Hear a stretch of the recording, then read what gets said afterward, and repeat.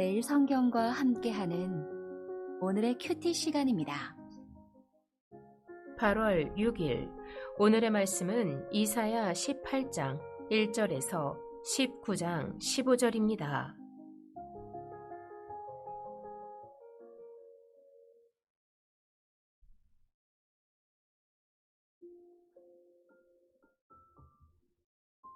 슬프다. 구스의 강 건너편 날개치는 소리 나는 땅이여.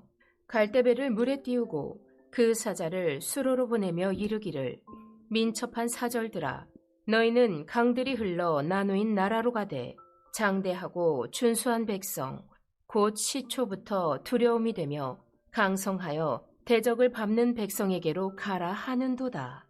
세상의 모든 거민 지상에 사는 너희여 산들 위에 기치를 세우거든 너희는 보고 나팔을 불거든 너희는 들을지니라.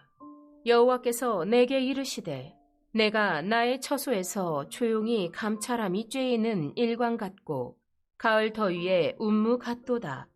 추수하기 전에 꽃이 떨어지고 포도가 맺혀 익어갈 때 내가 낫으로 그 연한 가지를 베며 퍼진 가지를 찍어버려서 산의 독수리들과 땅의 들짐승들에게 던져주리니 산의 독수리들이 그것으로 여름을 지내며 땅의 들짐승들이 다 그것으로 겨울을 지내리라 하셨음이라.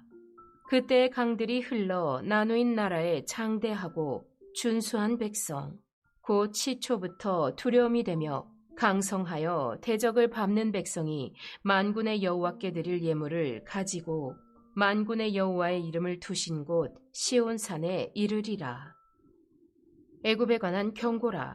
보라, 여호와께서 빠른 구름을 타고 애굽에 임하시리니 애굽의 우상들이 그 앞에서 떨겠고 애굽인의 마음이 그 속에서 누구리로다. 내가 애굽인을 격동하여 애굽인을 치리니 그들이 각기 형제를 치며 각기 이웃을 칠 것이요 성읍이 성읍을 치며 나라가 나라를 칠 것이며 애굽인의 정신이 그 속에서 쇠약할 것이요 그의 계획을 내가 깨트리리니 그들이 우상과 마술사와 신접한 자와 요술객에게 물으리로다. 내가 애굽인을 잔인한 주인의 손에 붙이리니 포악한 왕이 그들을 다스리리라.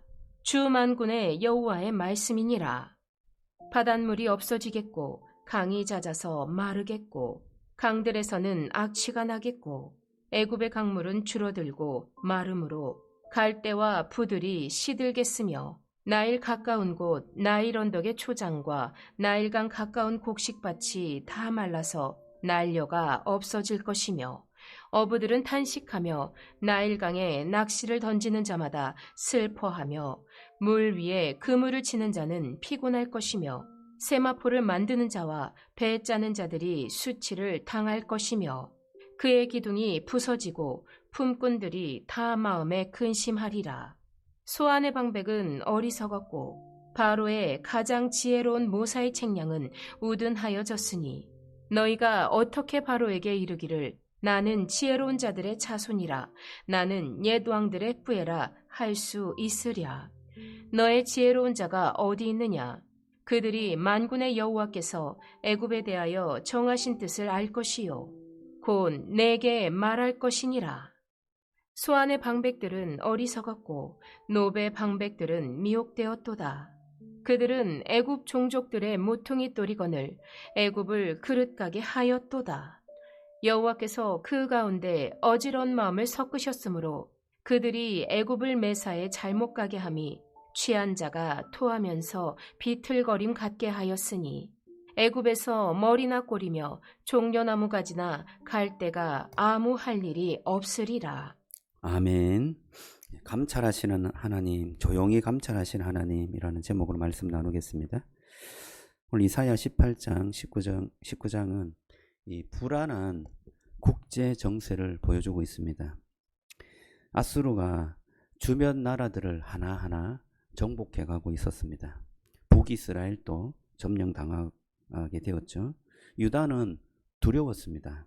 그래서 남쪽 강대국인 구스, 에티오피아죠. 그리고 애굽, 이 두 나라를 의지하려고 했습니다. 18장에는 이 구스의 사자들이 갈대배를 타고 분주히 움직이는 장면이 나옵니다. 여러 나라의 사람을 보내고 사절을 보내서 이 동맹을 맺게 하는, 그래서 전쟁을 준비하는 그런 장면입니다. 이 장면에서 하나님께서는 어떻게 말씀하시는가요? 4절을 보겠습니다. 오늘 4절 말씀이 제목 말씀인데요. 여호와께서 내게 이르시되 내가 나의 처소에서 조용히 감찰함이 째이는 일광 같고 가을 더위에 운무 같도다 라고 말씀합니다.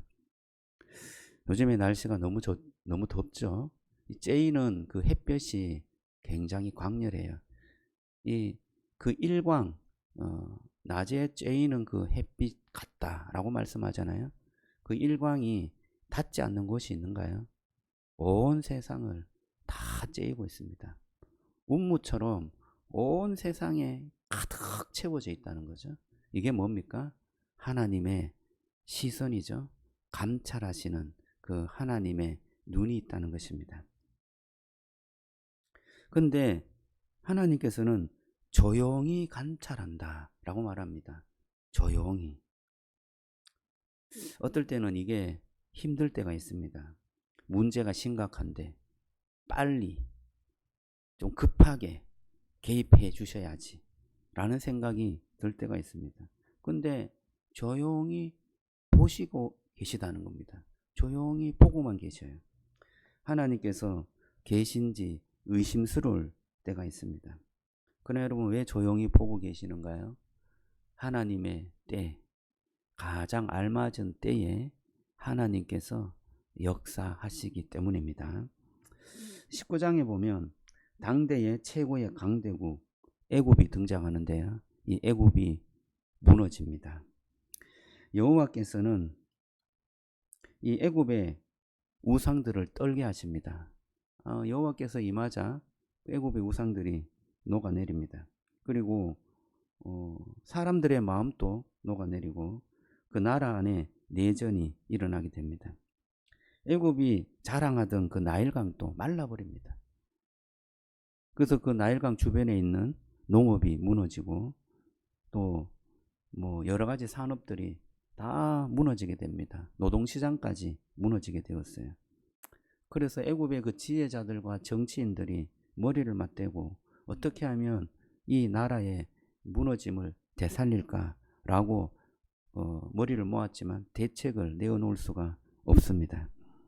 그리고 오히려 이 나라를 잘못된 길로 인도하고 있습니다.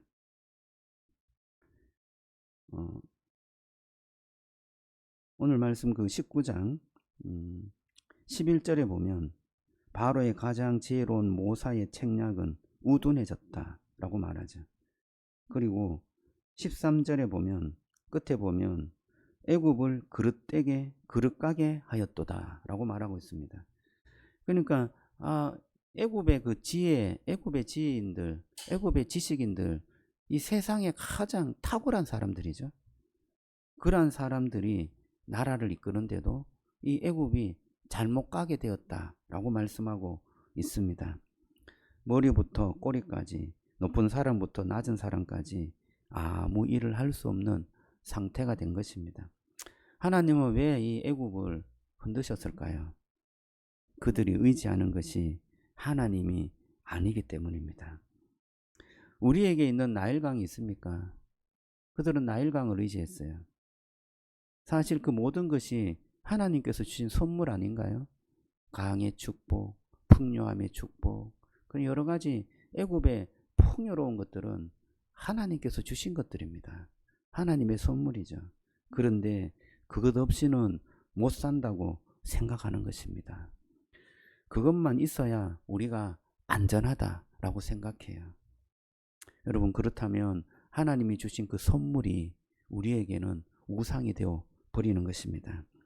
우리의 마음의 가장 깊은 문제는 하나님을 믿지 못하는 것, 그것이 문제인 것입니다.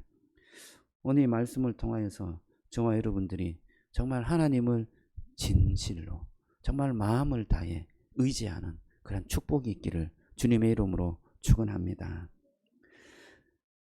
수요일 날 어제 말씀드린 그 한 문장이 좀 생각나는데요. 예수 없이 사는 삶 어떤 것인가? 이렇게 좀 표현한 것 같습니다. 재미는 있지만 기쁨이 없다. 편리는 있지만 평안은 없다. 돈이 있어서 편하지만 평안은 없는 것입니다. 쾌락은 있지만 행복은 없다. 이렇게 표현해 드렸습니다. 여러분, 우리가 우상을 붙잡고 살 때 우리에게 나타나는 우리의 마음의 모습이 아닌가 생각해 봅니다. 여러분, 저와 여러분들이 예수 그리스도를 바라보시는 은혜가 있기를 주님의 이름으로 축복합니다. 예수님은 십자가에서 아무것도 할 수 없었습니다. 가장 약해 보이는, 가장 나약한 사람으로 보였습니다. 근데 여러분, 그 십자가를 통해서 죄와 죽음의 모든 권세를 꺾어버렸습니다. 그리고 예수님은 우리가 하나님을 떠나 있고 다른 것들을 의지했던 그 죄를 대신해서 십자가에 죽으셨던 것입니다. 십자가에서 버림받음으로 우리가 하나님께로 돌아오게 하셨어요. 여러분, 이제는 그 예수 그리스도 그분을 신뢰하고 믿는 그러한 축복과 은혜가 있기를 주님의 이름으로 축원합니다. 세상의 그 어떤 것보다도 이제는 알게 되었습니다. 예수님이 더 안전하다는 것. 세상의 그 어떤 것보다도 예수님이 더 부요하고 예수님이 더 평화롭고 예수님이 더 행복하고 예수님이 더 기쁨이 있다는 것. 그것을 여러분 깨달으시고 그 예수님을 꼭 붙잡고 정말 보람된 인생, 또 행복한 인생, 기쁨이 있는 인생, 그 삶을 살아가시기를 주님의 이름으로 축복합니다. 오늘 28장 4절의 말씀을 다시 한번 기억하면 좋겠습니다. 여호와께서 내게 이르시되 내가 나의 처소에서 조용히 감찰함이 쬐이는 일광 같고 가을 더위에 운무 같도다. 저와 여러분들이 조용히 감찰하시는 그 하나님을 기억하시기 바랍니다. 우리는 할 수 없어도 주님은 일하시고 계심을 믿으시기 바랍니다. 하나님의 때는 늦지 않습니다. 아주 정확한 때에 하나님께서 자기의 계획을 드러내십니다. 우리의 불안한 현실 속에서도 예수님을 꼭 붙잡고 세상이 흔들려도 하나님은 흔들리지 않는다는 것을 믿고 주님을 붙잡고 살아가시는 저와 여러분들이 되시기를 축복합니다. 기도하겠습니다. 하나님 감사합니다. 조용히 감찰하시는 하나님, 주님의 때는 정확하고 흔들림이 없다는 것을 기억할 수 있도록 은혜를 베풀어 주옵소서. 세상의 상황을 보면 또 우리의 문제를 보면 언제나 조급합니다. 이렇게 돼야 되는데, 이것이 이루어져야 되는데 하는 마음이 가득 찹니다. 그러나 하나님께서는 그 모든 상황을 보고 계시는 줄로 믿습니다. 주님의 때에, 정말 정확한 때에 하나님의 계획과 하나님의 역사가 나타날 줄로 믿습니다. 예수님께서 우리에게 그러했던 것처럼 주님, 그 예수 그리스도 그분을 신뢰하고 그분을 믿으며 그분을 따라갈 수 있도록 역사해 주옵소서. 오늘 또 우리의 마음에 예수님을 통하여서 평화와 기쁨이 가득 찰 수 있도록 축복해 주옵소서. 예수님 이름으로 기도드리옵나이다. 아멘.